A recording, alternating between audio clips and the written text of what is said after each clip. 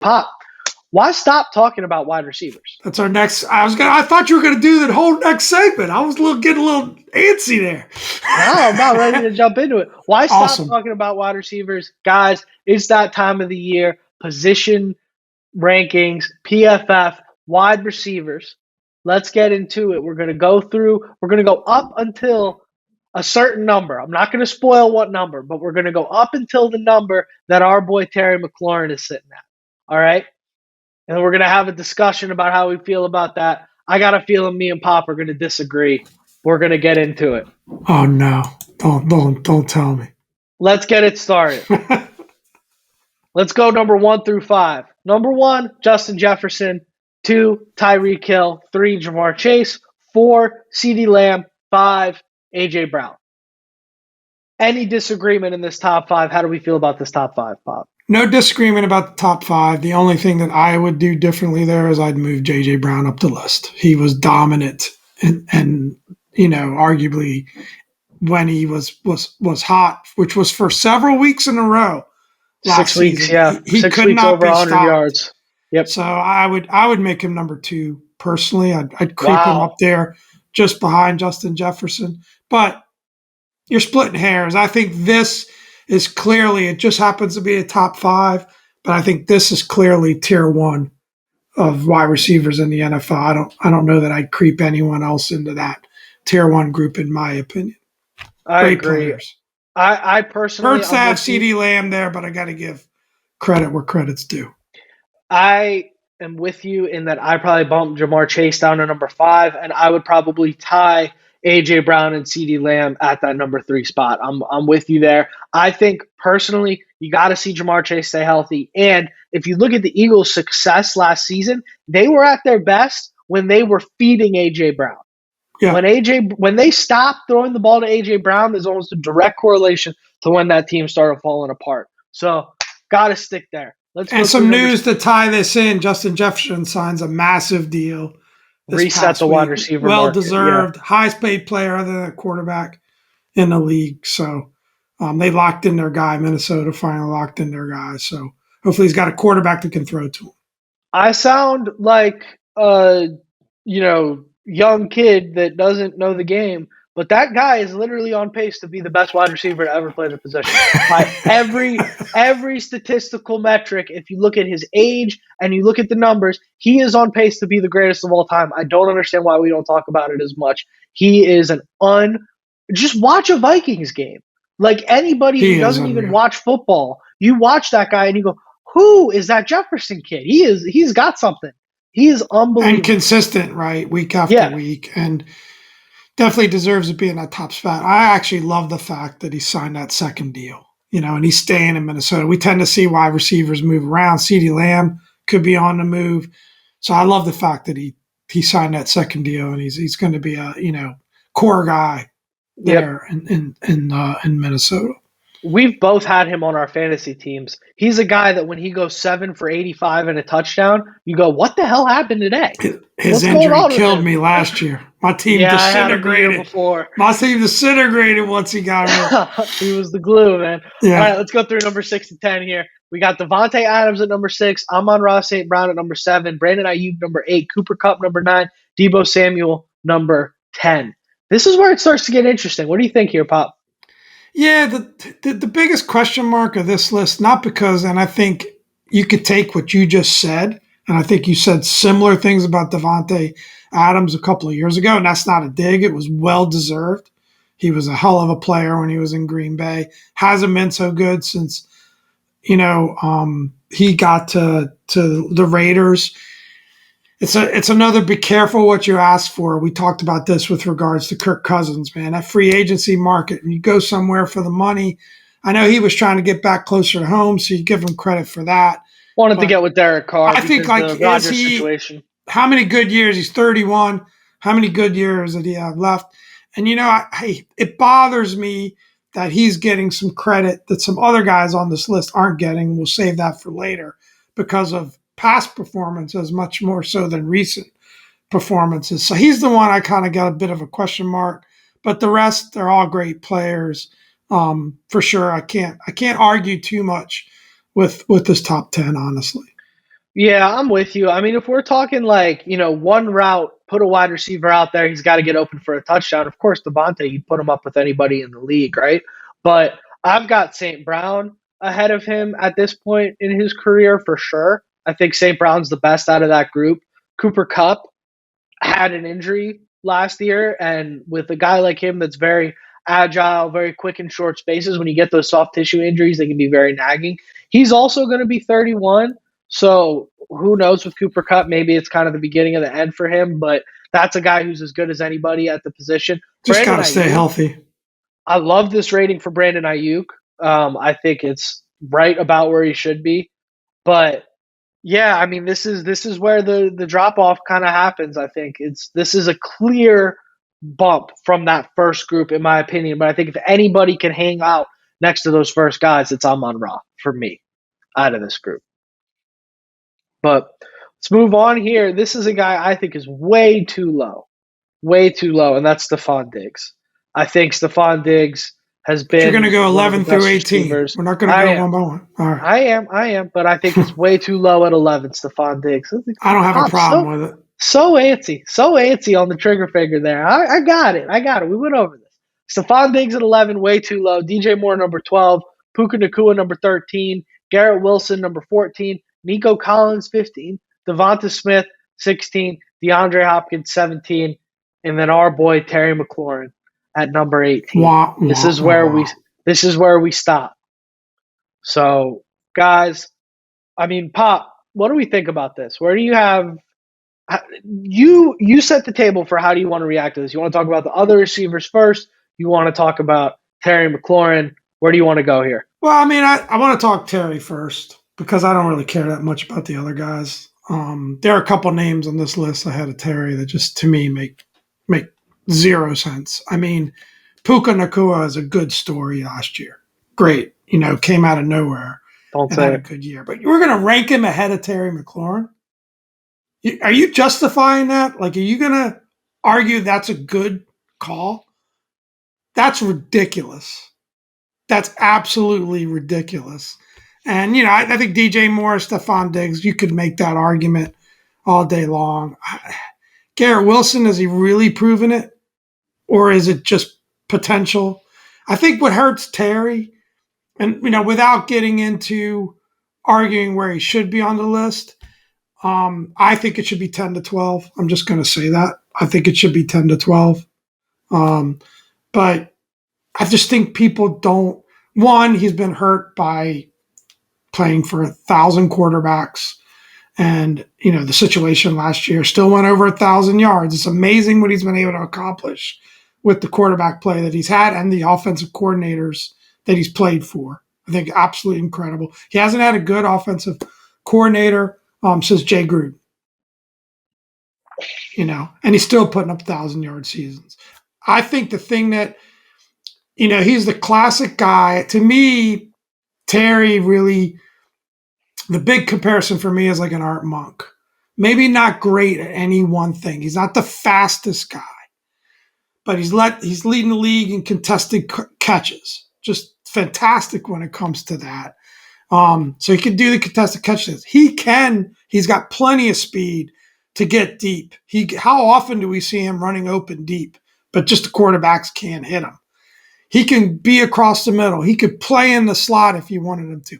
I think if you played Terry, and I've said this before, like LA does with Cooper Cup, he could be every bit as effective as a Cooper Cup, and maybe even more so in certain positions because he does have that speed, which is way more than a Cooper Cup type. So I He's a just feel like completely it's ridiculous that he's this low. It's absolutely ridiculous. But he's a complete I don't know. I've never liked the Cooper Cup comparison because his game is just completely different. He's a completely different type of player. If you want to make the argument that like a great X receiver like somebody like a AJ Brown or something like that, I could hear but that we've argument seen him more. do all those things. But We've seen him get the short catches. We've seen him go deep extremely effectively. We've seen him make those contested catches across the middle. What haven't we seen out of the guy? I don't disagree that he could do it all from the X position, but he's not Cup as a slot receiver. No, It's a that's not where I completely would different. play him. I'm not. Yeah. That's not where I'm at. If you're saying with the volume, if he right. had that number of targets, we could see a similar level of production in terms of Yes. yards. I don't Yes. disagree with Thanks that. for I the mean, clarification. Cooper That's Cup, good. yeah, Cooper Cup got fed like he was weighing in at Emmanuel Forbes weight. They were feeding that guy nonstop. My thing with the Terry, do I think he's a better player? Yes, but he's been so handicapped by the quarterbacks and by the offensive design. It's at a point where it's like I can't keep making this argument year over year after year. I gotta see it all come together. I want to see it all come together. But at the end of the day, like I don't think any of us are putting him in that. If you want to say he belongs closer from that 10 to 15 category, I would 10 to agree with you. 12. I would agree with you there. If you want to say, okay, like Terry McLaurin and DJ Moore, who's better? I think that's probably a pick 'em. Terry McLaurin and Puka Nakua, who's better? I have a hard time putting him above Puka after what he put up last year. I mean, he put together one of the best rookie seasons we have ever seen out of a wide receiver. He was, as a rookie, this guy was number 6 in the league in yards, and he came out like a house on fire at the beginning of the I just season. think I that's think, coaching as much as anything else. but you can't. You got to just go with what's in front of you. It's hard for me. You put like Garrett Wilson and Terry McLaurin. That's another guy that suffered from quarterback and from coaching situation is Garrett Wilson. I think that's a pick 'em. I put him above Nico Collins. I think that's a situation where Collins had CJ Stroud come out like a cannon. So And you think if you were starting a football team today, you would draft, forget about age, whatever. You would draft Puka Nakua for your 2024 team ahead of Terry McLaurin. I just want to be clear on what you're saying here. I'm not. You That's would not what draft I'm him saying. ahead of Terry McLaurin as your number That's one not. receiver. That's not what I'm saying. All right, What then I'm why saying would you is rank him ahead of him? I didn't. I said it's a pick 'em. I said that's a dart throw. I think Nakua. I think Moore. I think I still put Diggs a little bit ahead of him. I think Wilson's a dart throw. I would say Devontae Smith. I would have Terry a little bit ahead of, not by much. Hopkins at this point in his career, I don't put him ahead of Terry. I think that's Not ridiculous. at all. That's Um, another one that I think that's burned crazy. me. I think another guy who I think is way too low on this list at number 19 is Amari Cooper.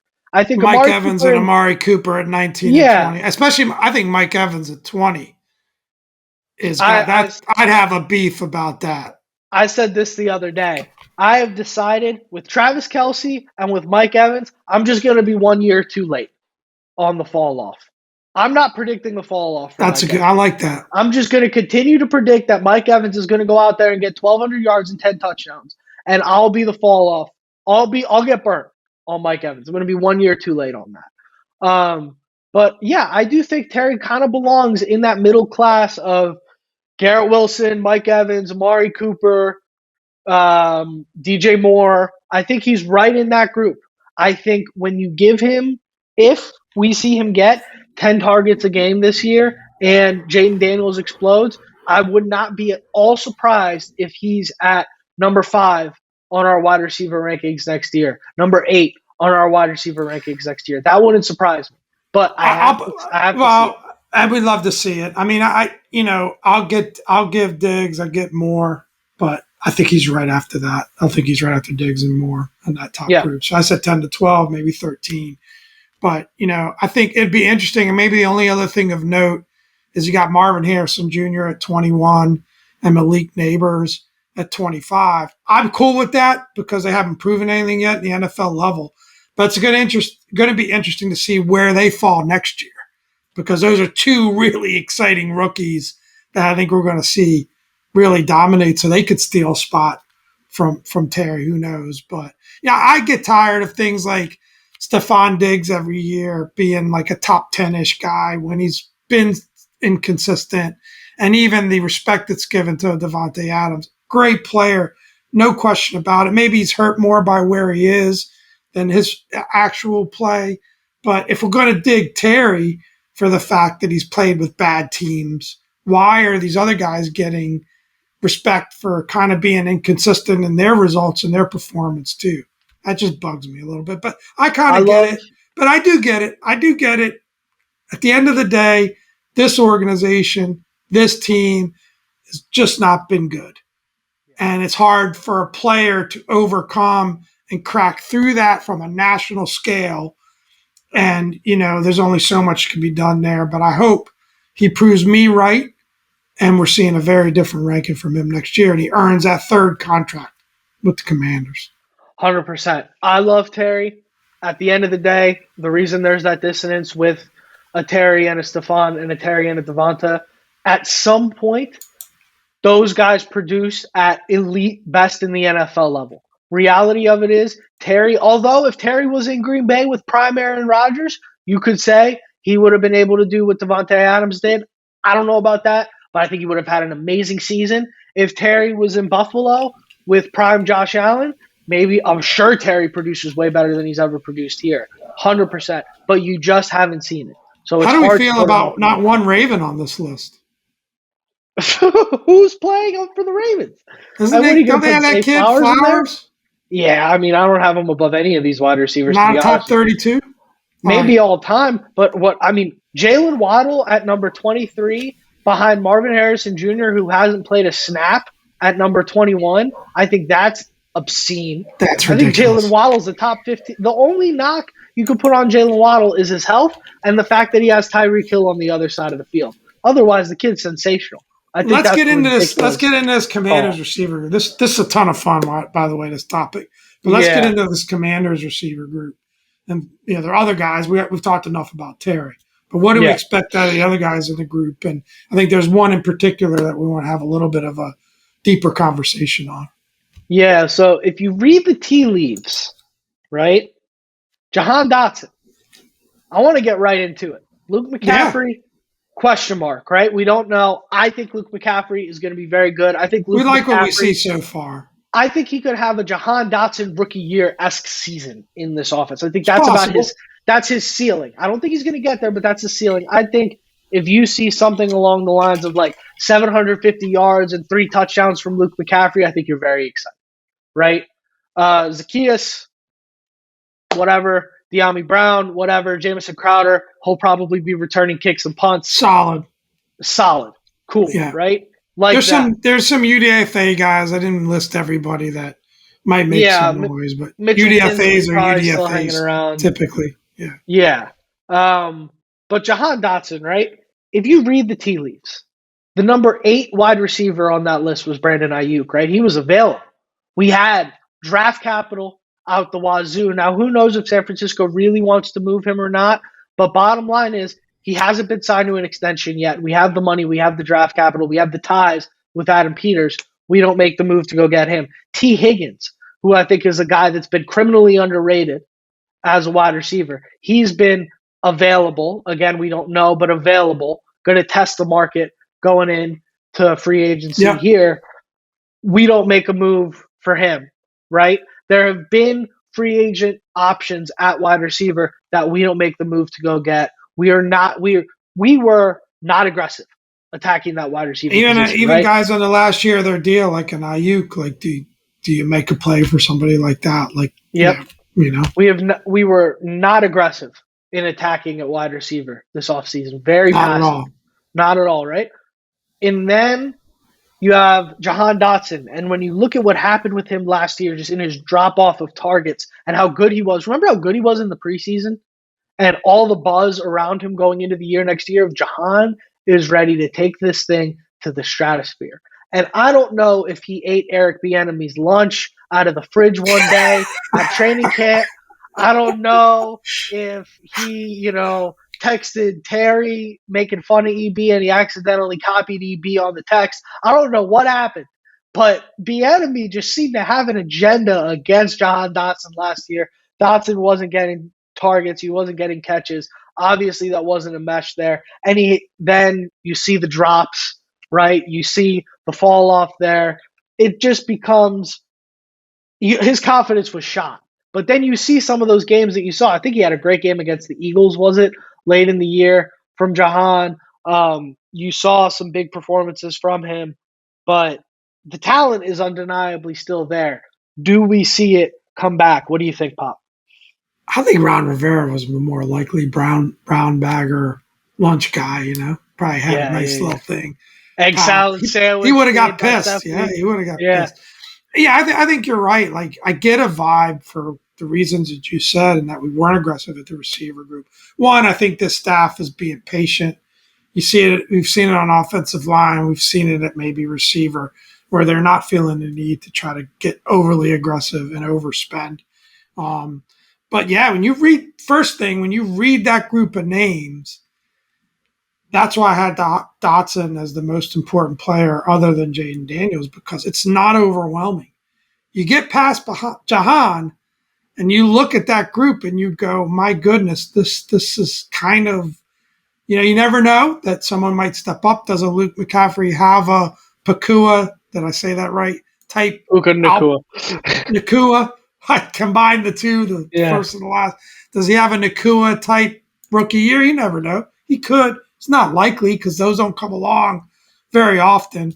Yep. But yeah, I think Dotson. Now, here's what I'd say.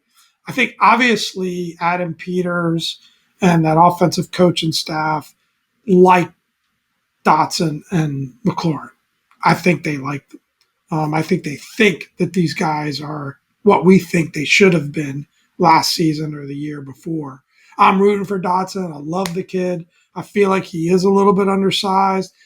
He was touted for just great hands, glued hands. He had a lot of drops last season. I mean, drops aren't on the offensive coordinator or the quarterback. They're on you. So, his performance, I think his performance was hurt by his lack, what he felt was a lack of support, right? He got in his head a little bit last season. That's what it I felt like agree. Yeah. to me. Now, there should be no reason for him to be in his head this year. He's known as a great route runner. He's known to have great hands. He's got great speed. Why wouldn't he have a great year? But I agree with you. I think I've got a big question with Jahan. I've got to see it. I Yeah. personally believe I've seen it from Terry. I don't need to see it Oh from yeah. No, Terry, there's no question there. but I got to see it from Jahan, and I'm just not sure. I know that's like not a great take, but I'm just not sure. But I'm No, sure as I heck rooting for the guy, right? I agree with you there. I'm taking a wait and see approach on Jahan Dotson. Right. That's where I'm at. Wait and see. Because you had that amazing rookie year, and then he also missed 6 games. Let's not forget he missed a lot of time that rookie year. Then you put together an entire year in 2023 that was wholly underwhelming. I mean, you had that one real breakout performance in against Philly where he went like 8 for 10 and 100 yards, a touchdown, right? But that contributed to like a quarter or a fifth of his production the entire year. That one game. Yeah, So you take that game off you're talking about like barely 400 yards. it Um, wasn't a good year. so it was a bad year from Jahan, and I think when you have a year that bad from a guy with that talent level, you can't just put it on one guy. And Howell was awful. I've been on record saying that the enemy was awful. The offense as a whole was a mess. But you just have to wait and see. Here's what gives me the optimism about Jahan, and I spoke a little bit about it earlier, and this is going to be my last point. This front office regime, they brought in Austin Eckler, right? They give Brian Robinson a little bit of help. They said, hey, if Gibson's going to go, we need a little bit more of a red zone threat for a running back. We're going to bring in Austin Eckler. If we're going to let Logan Thomas go, we need to bring in Zach Ertz. A little bit more help at the tight end position, veteran who, by the way, sneaky candidate for a surprise breakout, I think. I really like Zach Ertz this year, as long as he can stay healthy.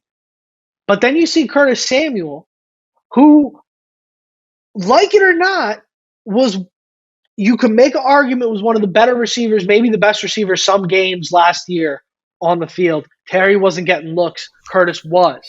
Not because he's better than Terry, but because that's where Sam was looking to throw the ball. He had a few games where he was better than Terry last year for sure. Curtis was a very important part of a very bad offense. But he was a great player, I thought. Always misused, underutilized. He leaves. We never really patched that hole. Instead, we decided to go young because we have this guy in Jahan Dotson who I think the evaluators have looked at and said, this guy can do it. He's good enough, and we know what to do with him. We know how to put him in these positions. So when you look at, they've shored up just about every position on this team, except for wide receiver. They went for the long-term developmental play with Luke McCaffrey, a guy who's only been playing the position for a couple of years, and they know the family and they know the work ethic that they're going to get from him, right? I think that's a very positive sign from what we could see from Jahan Dotson this year. And I think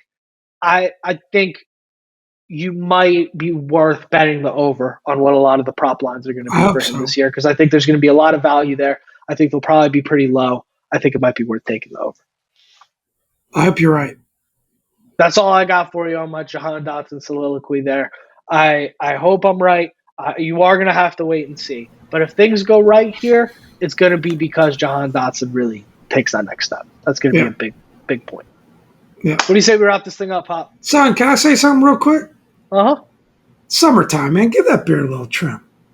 Give it a little Oh, trim. man. Come on, man. Cool out a That's little bit. cold. That's cold, man. It's cold in the house. It's a nice crisp 68 in here. You see All that? right, do the wrap. Wrap it up. Wrap it All up. right. Wrap this thing up, man. Without further ado, I've been Dom. This is Pop. Thanks for another great week, everybody.